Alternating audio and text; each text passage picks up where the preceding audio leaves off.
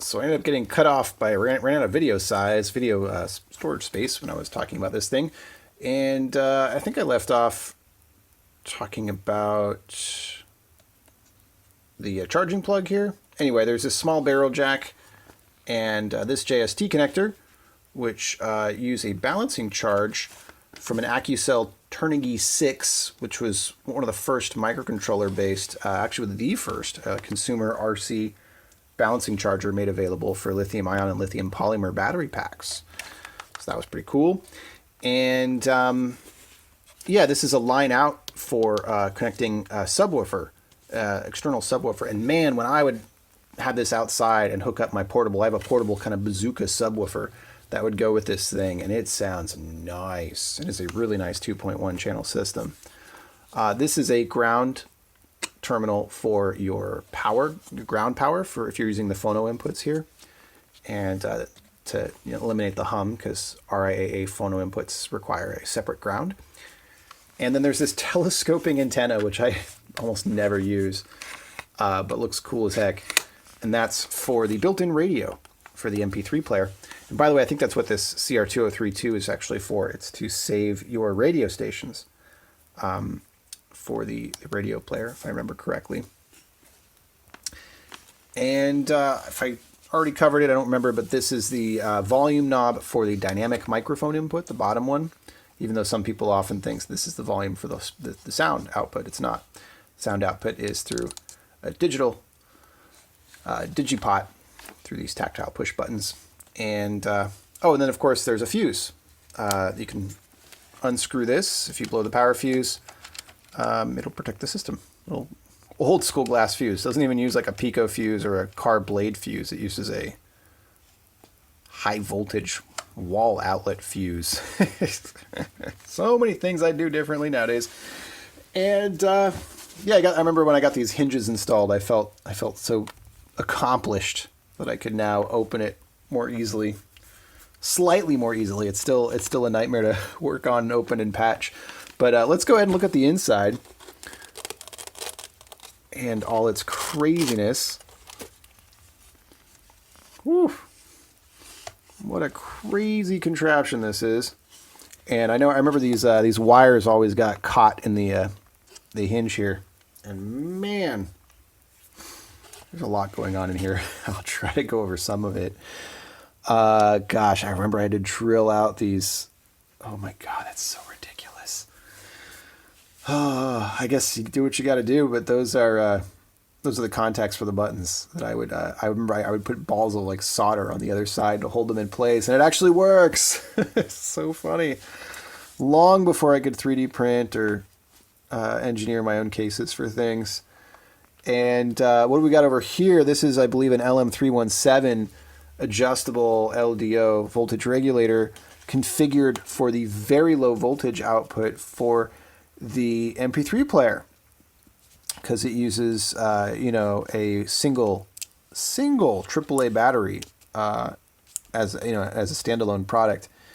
And so yeah, you can only get that with a very with like a 317 that'll go down to 1.2 volts. It's basically down its minimum dropout voltage. And why there's a big capacitor there, I don't know. There's definitely a period when I was like, more capacitance decoupling will fix everything. There's all sorts of janky weird things that hold this stuff in place into the wood, because I didn't want to just use wood glue for everything. You got your wood screws held in, which are holding the speakers, and then this dubious guy. This is probably why it cracked over the years. This is, oh my gosh, so incredibly narrowly held in. There's some of the wood glue there from heat repairs over the years. And then, of course, this was all hand drilled with a Dremel, which is insane. Didn't use a jigsaw. Didn't use a hole saw. Just hand drilled. Crazy. You've got your large output caps for the speakers, plus an additional one for crossover stuff, I'm assuming. I don't know what that other one's for.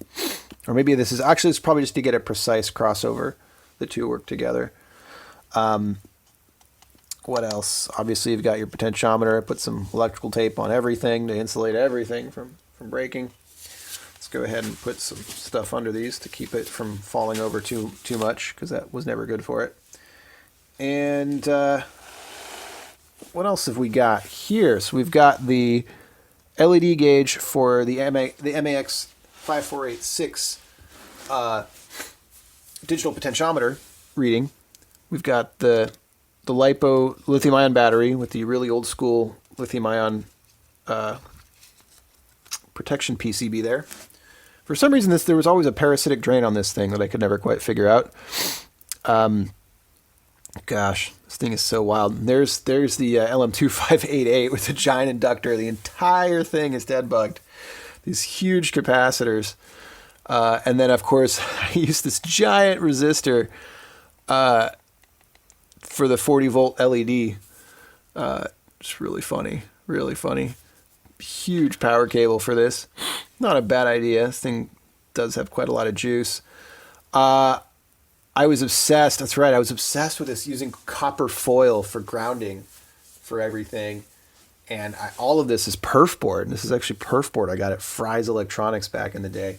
Oh my God, I got to zoom in on some of this. This stuff is wild. I'm like tripping out over my own work here from back in the day. Let's see how much I can zoom in here.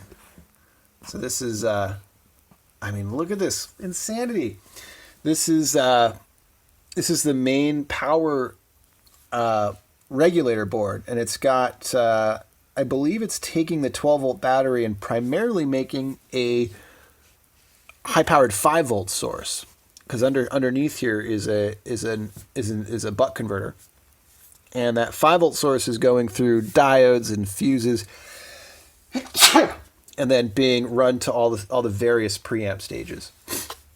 And there's an LED there. There's a crazy heatsink, which is partially structural support through the wires that are soldered to it. And then hot glue, which of course never really held stuff very well. So I moved on to wood glue, which is the yellow stuff you can see here. There's wood glue holding in this CR2032 board, which, by the way, I'm almost positive is a cutout from a Sega Saturn PCB that I failed to repair back in the day. This is so ridiculous. You've got a resettable fuse for the main input on the amp. It seems kind of a bit odd.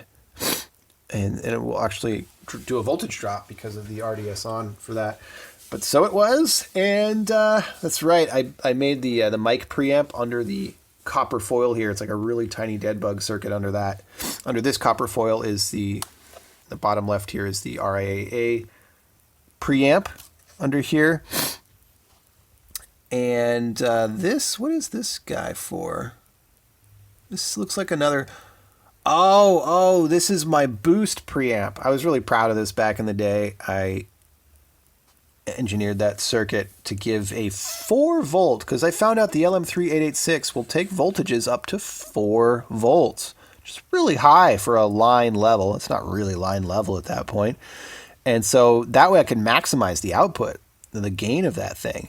So I would take the audio, run it into here, get 4 volts, run it into the amp, and bam, you get a lot of juice. The trade-off, of course, is the signal-to-noise ratio goes to crap. So I did a bunch of stuff in here to try to clean that up. And surprisingly, had some successes.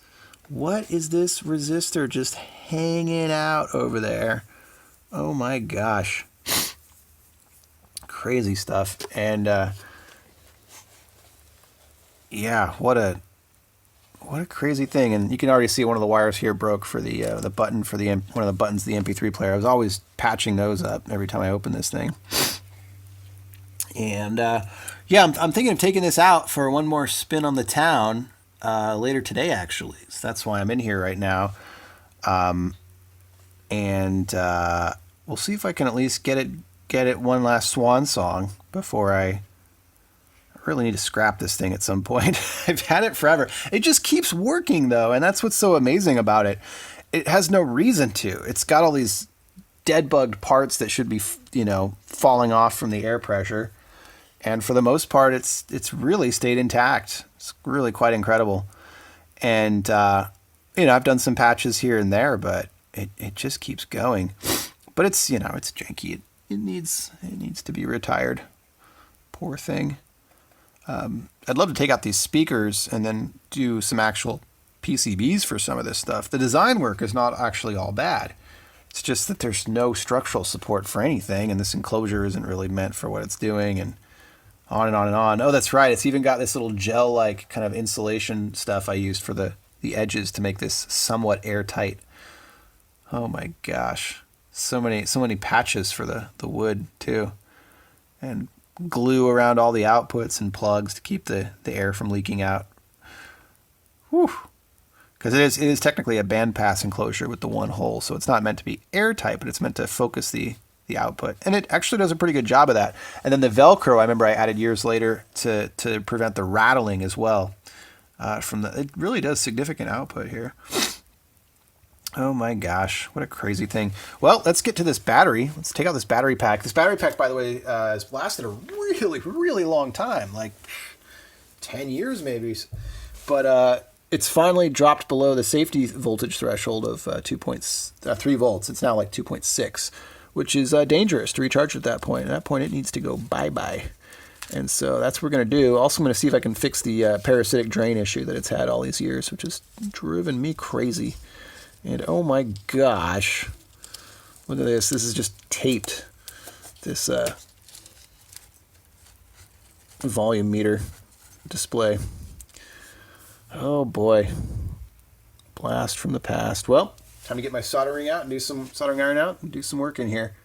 But hope you've enjoyed this trip down memory lane. Catch you all later.